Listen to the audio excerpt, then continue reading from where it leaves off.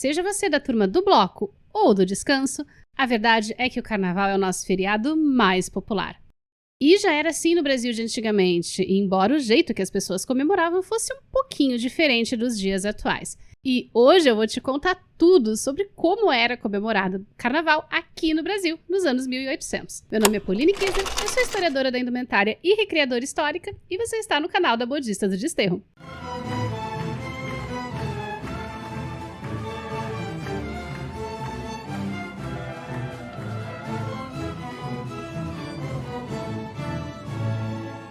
Olá, modisters! Tudo bem com vocês aí desse lado? Se você foi apanhado numa nuvem de glitter, não sabe nem o que aconteceu e tá chegando aqui agora, seja muito bem-vindo.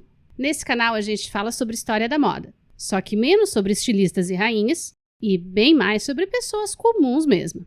E fazemos isso a partir das fontes originais da época e das pesquisas mais atualizadas feitas nas universidades e nos museus. Tudo isso para trazer para você um conteúdo histórico gratuito, de qualidade, feito para o público brasileiro, sem sensacionalismo e, o mais importante, sem informação tirada do... Confesso para vocês que carnaval, para mim, é só pela televisão. Eu sou apaixonada pelos desfiles das escolas de samba e acompanho todos com muito carinho. Acho maravilhoso a galera toda se divertindo por vários dias, principalmente no carnaval de rua. Porque isso foi uma coisa contra a qual se lutou muito no século XIX, quando o governo, médicos, jornalistas e autoridades religiosas abriram uma verdadeira guerra contra o carnaval popular. E apesar de mais de um século inteiro de tentativas de repressão, o carnaval sobreviveu, mas se transformou muito de lá para cá. Então já senta o seu dedinho carnavalesco neste botão de like, se inscreve aqui no canal, ativa as notificações e vem comigo descobrir qual era o equivalente do bloquinho no Brasil de 1800. O primeiro nome que o carnaval teve no Brasil foi entrudo, que já é registrado na região de Pernambuco nos anos 1550.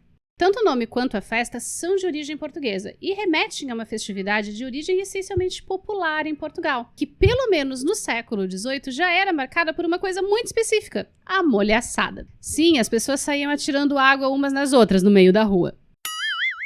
E por isso não se usavam fantasias no carnaval português, mas roupas velhas e tudo que desse para proteger a cabeça contra os ataques encharcados. Mas não era só água que a galera tirava nas ruas e pelas janelas das casas. Ovos, farinha, bolas de cera recheadas com água e até objetos velhos eram arremessados e entravam no rolê. Também tem relatos de uns e outros que aproveitavam para esvaziar o conteúdo dos pinicos na cabeça dos seus desafetos. Nojento? Sim, mas dependendo do desafeto, totalmente justificável. Desde a sua origem medieval, uma das características mais fundamentais do carnaval era a bagunça. E fazendo a baguncinha gostosa. Não esse tipo de bagunça, gente, mas um negócio barulhento, caótico, desorganizado, com muitos excessos, muita zoeira, músicas de duplo sentido, sexo, enfim. Essas coisas sempre marcaram o carnaval. Não é de hoje, muito menos uma exclusividade do Brasil. Eram basicamente 3 dias para a galera tocar o terror antes da quaresma, que envolvia jejuns e penitências. E nesses dias, tinha uma tolerância muito maior com comportamentos que não eram aceitos em outras épocas do ano, como as pessoas satirizarem publicamente as autoridades e até os seus vizinhos. E até mesmo uma tolerância com excessos de bebida e comida mesmo. Tanto que a terça-feira de carnaval ainda é conhecida como terça gorda em vários países. E nesse dia, as pessoas consumiam comidas com açúcar, creme de leite, especiarias, coisas que normalmente não apareciam na mesa das pessoas comuns. Nos países de língua inglesa, eram comuns alguns tipos específicos de panquecas. Mas aqui no Brasil e em partes de Portugal, a comida que era realmente típica do carnaval era um bolinho doce chamado filhós, e que eu vou ensinar para vocês na segunda-feira de carnaval com uma receita original do século XIX. Então já se inscreve aqui no canal e ative esse sininho aí embaixo para não perder as atualizações. Aqui do outro lado do Atlântico, o entrudo já era bem difundido nas cidades nos anos 1700.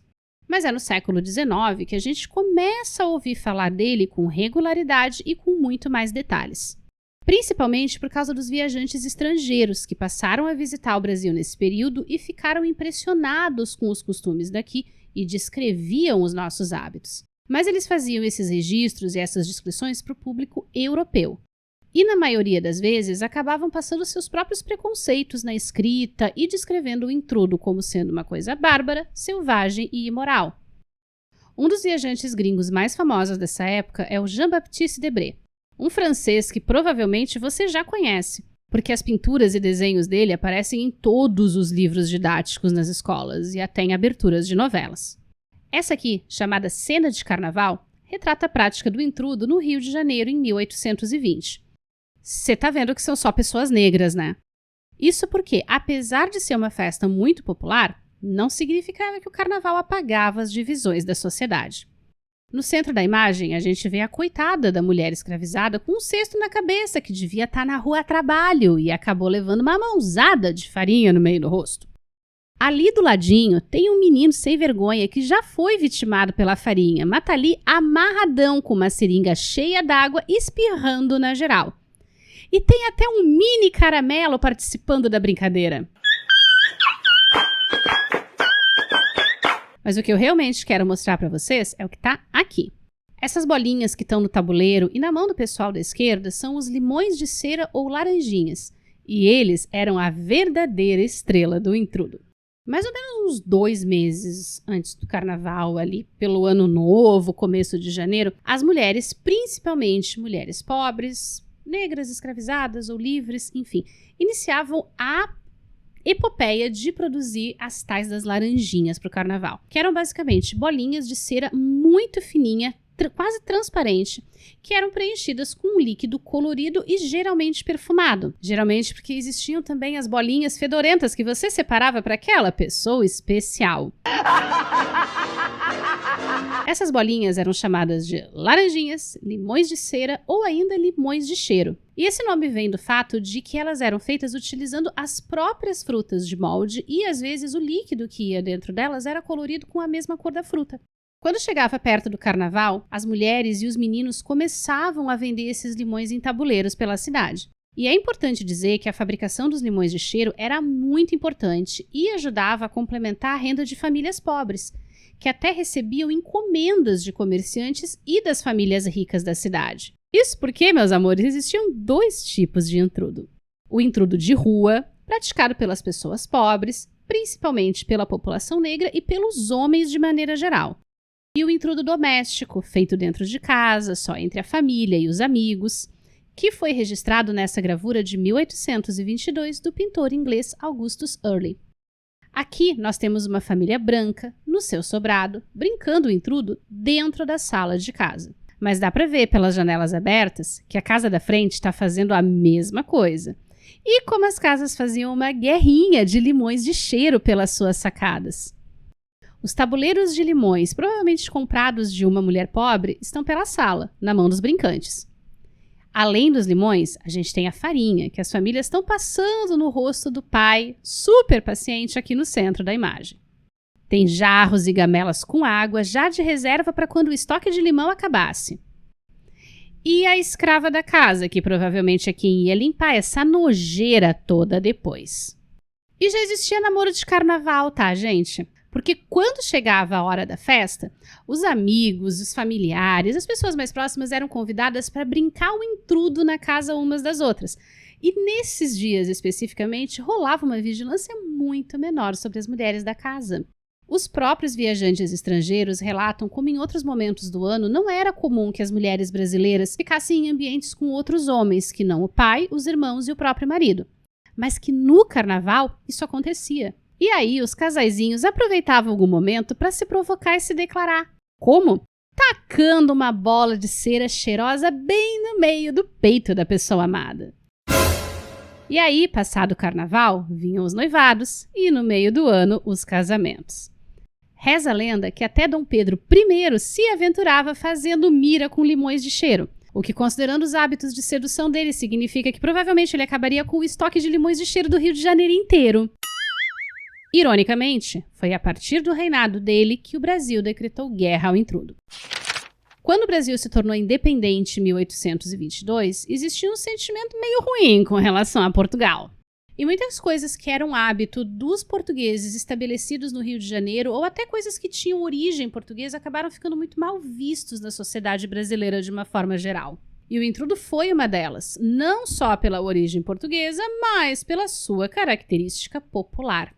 A partir de 1830, a gente vê uma busca muito grande da elite brasileira por construir uma identidade própria, que fosse diferente dos costumes da época colonial, que eram considerados atrasados, mas principalmente que fosse diferente daquilo que era hábito da população pobre e negra do país. E mais do que nunca, a nossa elite se voltou para a Europa em busca de uma referência, uma alternativa a esses costumes, que eles encontraram basicamente na França e em algumas coisinhas na Inglaterra. Um desses costumes importados era o bal masqué, o baile de máscaras carnavalesco de Paris, que nessa época era mais famoso até que o da Itália. E os jornais tiveram um papel muito importante em difundir a ideia de que esses bailes eram uma forma mais civilizada de se comemorar o carnaval, sempre se referindo ao intrudo como resto do paganismo, festa dedicada ao diabo, lepra da nossa civilização, bárbaro jogo de água e limões. Os primeiros bailes de máscara no carnaval foram feitos em 1835 no Hotel Itália e no Café Neuville, os dois na região central do Rio de Janeiro. Inclusive, o Café Neuville anunciou seu baile no principal jornal da época, que era o Jornal do Comércio, mas já com um aviso. Querendo que tudo se passe com a devida decência e boa ordem, as máscaras deverão apresentar-se asseadas e decentes. E esse processo de combater o intrudo em favor dos bailes de máscara aconteceu em outras cidades brasileiras, inclusive com a proibição dos limões de cheiro nas ruas, sob pena de multa e prisão. E todo ano os jornais publicavam editoriais inteiros lembrando as pessoas que o intrudo era proibido por lei, só para nos dias seguintes ao carnaval os mesmos jornais reclamarem que ninguém respeitava a droga da lei e o intrudo tinha corrido solto o feriado inteiro na cidade. Pode confiar, aqui é Brasil. Aliás, o carnaval não era um feriado oficial no século XIX, mas na prática, repartições públicas e até alguns comércios fechavam porque não dava para transitar nas ruas e chegar seco ao seu destino. O que as leis realmente queriam combater era o carnaval popular e desorganizado das ruas, que era a alegria da população pobre, e marcado justamente pelo caráter caótico desde a sua origem lá na Europa. As máscaras e as fantasias dos bailes da elite acabaram chegando nas ruas também, onde deram origem a um costume que na época era conhecido como troça. Escondidas pelas fantasias e disfarçando a voz, as pessoas aproveitavam para pregar peças e se zoarem durante o carnaval. Simplesmente, quem estava mascarado parava na frente de um conhecido no meio da rua e perguntava com a voz bem disfarçada: "Você me conhece?" Se a resposta fosse negativa, o mascarado começava a trollar e zoar a pessoa de todas as formas possíveis. Geralmente eram brincadeiras inofensivas, mas tinha quem ficasse ofendido e a coisa terminasse na delegacia. Isso porque os mascarados aproveitavam para soltar línguas sobre quem traía, roubava e mentia. E aí, modisters, o que mais tinha era homem chamando o mascarado para resolver as ofensas no braço. Fora o caso de pessoas como a Angélica da Silva, porque mulheres também participavam disso, que achou que era uma excelente ideia aproveitar que ela estava fantasiada para zoar todos os policiais que ela encontrasse no caminho. E o resultado foi que ela amanheceu a quarta-feira de cinzas bem, no xadrez. Os mascarados geralmente andavam na companhia dos Zé Pereiras, que também é uma tradição portuguesa. No norte de Portugal, os Zé Pereiras eram trios de música formados por gaita de fole, bumbo e uma caixa militar, e que anunciavam e animavam romarias e procissões. Mas, ao que tudo indica, aqui no Brasil eles perderam as gaitas de fole e ganharam flautas, com o reforço de vários tipos de tambores de origem africana, como a zabumba. Os Zé Pereiras são muito citados pela imprensa do Rio de Janeiro a partir da década de 1850, numa época em que eles já estavam convivendo com uma nova tentativa, um novo esforço de europeizar o carnaval brasileiro, que era as sociedades carnavalescas, que entraram em atividade em 1855, importando de Roma a prática do corso carnavalesco. Basicamente, as sociedades organizavam bailes de carnaval em salões e em teatros frequentados pela elite. Mas as pessoas que participavam desses bailes usavam fantasias muito elaboradas e luxuosas e decoravam as suas carruagens com flores, com bandeirolas e passeavam pelas ruas da cidade a caminho dos salões de festa para poder se exibir. Aqui a gente tem uma foto desse tipo de desfile já nos anos 1910, quando as carruagens tinham sido substituídas pelos automóveis. As sociedades carnavalescas promoviam 2 desfiles no Rio de Janeiro, um no domingo e outro na segunda de carnaval, sempre às 17 horas. Só que não tinha um trajeto específico, então o negócio ficava meio bagunçado. E aí alguns comerciantes tiveram a ideia de atrair esses desfiles para a sua região, para puxar o público que assistia a esses desfiles e conseguir aumentar suas vendas no período. E como eles faziam isso? Decorando a frente das casas e as próprias ruas com flores, bandeirolas, esculturas, iluminações diferentonas e fazendo shows de fogos de artifício. Promovendo concursos com premiação para os melhores carros e para as melhores fantasias. Mas claro que isso era um movimento muito da elite, isso não acontecia em qualquer rua da cidade, isso acontecia nas ruas que eram frequentadas pela burguesia carioca, como a Rua do Ouvidor, que era a rua do comércio de luxo da corte. Fora dela, o carnaval popular tinha outros contornos. E como as charges dos jornais denunciavam, a prática da molhaçada nas ruas continuou. Aliás, não só nas ruas, dentro das casas também. E sabe quem é que era fanzaço de fazer uma mira com limão de cheiro? O imperador Dom Pedro II. Isso porque o problema da elite não era com os limões de cheiro e com a água em si, mas com a falta de controle sobre o que acontecia nas ruas. Então, basicamente, as pessoas ricas continuaram brincando o intrudo dentro de casa com seus amigos e com seus familiares. E os jornais anunciavam abertamente a venda de limões de cheiro e da cera para quem quisesse fabricar os seus em casa. Também o aluguel de espaços para quem quisesse vender os limões, em ruas onde os foliões tradicionalmente brincavam.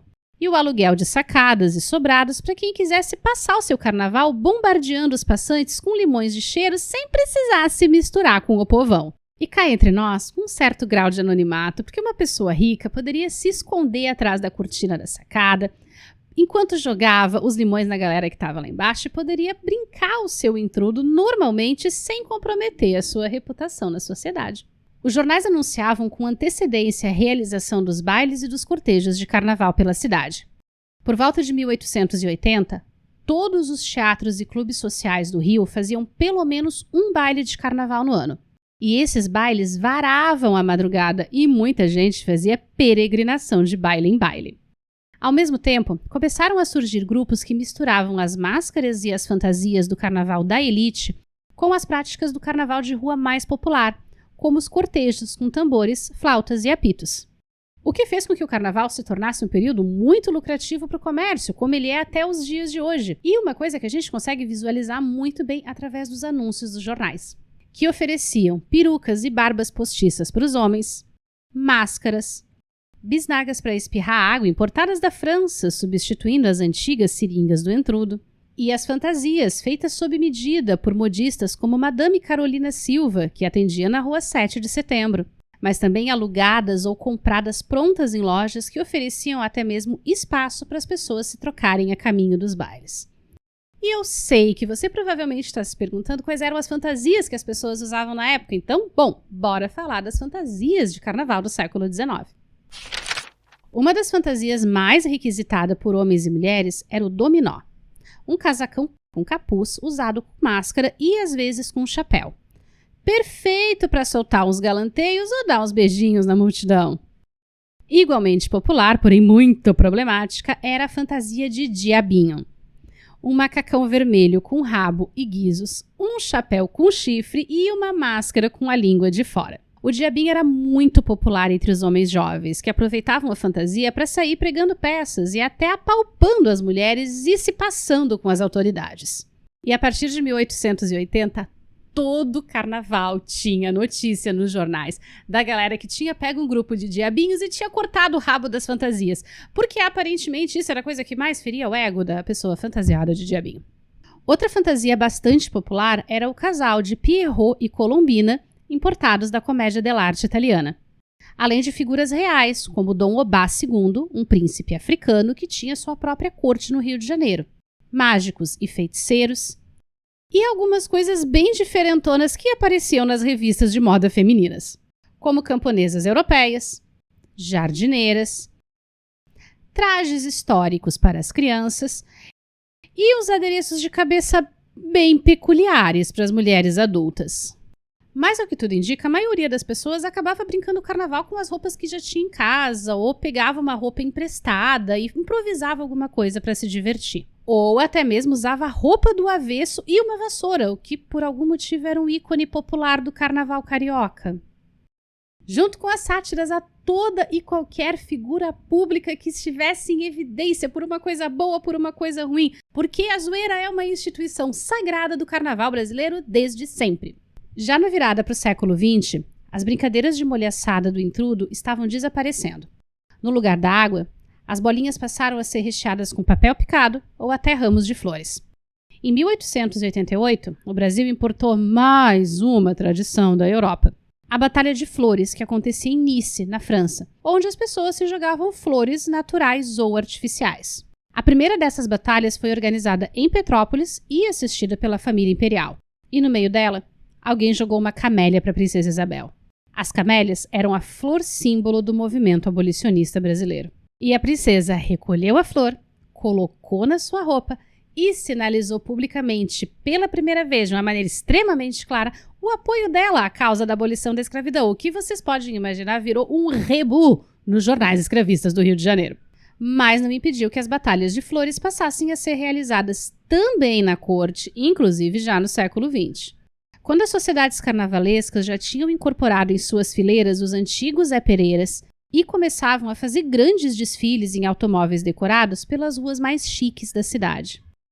Mas nas ruas dos casebres e dos cortiços, uma outra manifestação de carnaval acolhia a população pobre. Os cacumbis, grupos de foliões negros com seus instrumentos musicais, que desfilavam fantasiados e cantando canções que misturavam dialetos africanos com o português e falavam da cultura e da luta da população escravizada. Ao mesmo tempo, na Bahia começavam os desfiles dos afoxés, com tambores e trajes afro-brasileiros, exaltando a herança africana no Brasil já em 1900. Na mesma época em que o frevo e o maracatu ganhavam as ruas das maiores cidades de Pernambuco. E juntando tudo isso, todos os enfrentamentos e as disputas por espaço e pelo direito à diversão, nasceu o carnaval brasileiro como a gente conhece hoje. Seja você da folia ou do descanso, eu te desejo um excelente feriado de carnaval. E se você assistiu até aqui, muito obrigada! Eu te convido a se inscrever aqui no canal, deixar o seu like, deixar o seu comentário e ativar a notificação para não perder nenhuma das nossas próximas atualizações e, claro, dar uma conferida nesses outros conteúdos sobre história da moda e dos costumes brasileiros que a gente já tem aqui no canal e que eu separei para você com todo carinho.